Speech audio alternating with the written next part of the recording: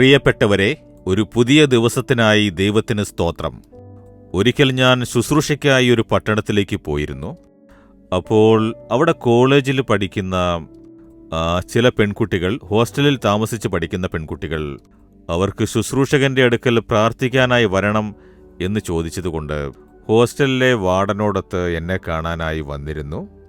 ഞാൻ അവരോട് സംസാരിച്ച് ഓരോ കാര്യങ്ങൾക്കായി പ്രാർത്ഥിച്ചു.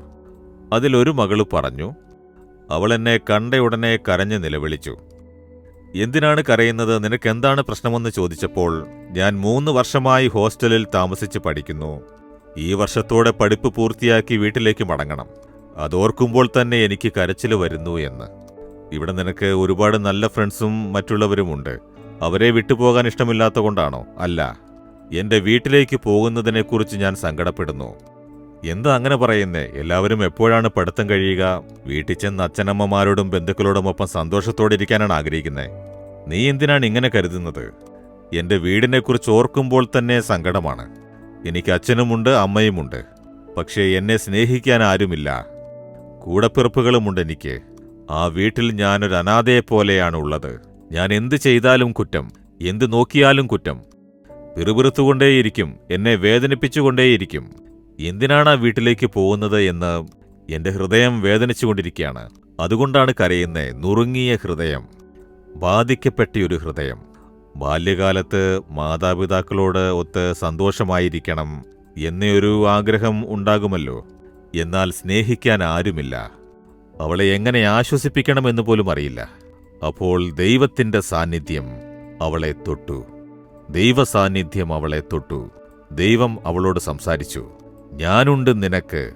ഞാൻ നിനക്ക് പിതാവായുണ്ട്, മാതാവായുണ്ട്, നിന്റെ സഹോദരനായുണ്ട്. നീ തനിച്ചാണെന്ന് വിചാരിക്കരുത്. നിന്നെ മനസ്സിലാക്കി നിന്നെ ആശ്വസിപ്പിക്കുന്ന ഒരു നല്ല സുഹൃത്തായി ഞാനുണ്ട് മകളെ എന്ന് ദൈവം അവളോട് സംസാരിച്ച് ആശ്വസിപ്പിച്ചു. നുറുങ്ങിയ മുറിവേറ്റ ഹൃദയത്തെ ത്യജിക്കാത്ത ദൈവം.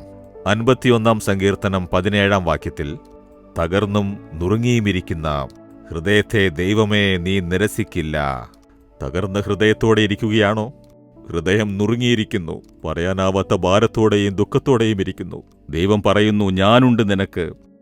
നമ്മുടെ നുറുങ്ങിയ ഹൃദയത്തെ തള്ളിക്കളയാത്ത ദൈവം, നുറുങ്ങിയ ഹൃദയത്തെ മനസ്സിലാക്കുന്ന ദൈവം, ആ ദൈവം ഇന്ന് നിങ്ങളോട് സംസാരിക്കുന്നു. എന്റെ മകനെ, എന്റെ മകളെ, ഞാനുണ്ട് നിനക്ക്. നിന്നെ സ്നേഹിക്കാൻ, ഇഷ്ടപ്പെടാൻ, നിന്നെ മനസ്സിലാക്കാൻ ഞാനില്ലേ നിനക്ക്? വാ, നമുക്കൊരുമിച്ച് നടക്കാം. ഞാൻ നിന്റെ കൂടെ മുറിയിലുണ്ടാവും. നീ എങ്ങോട്ട് പോയാലും കൂടെയുണ്ടാവും.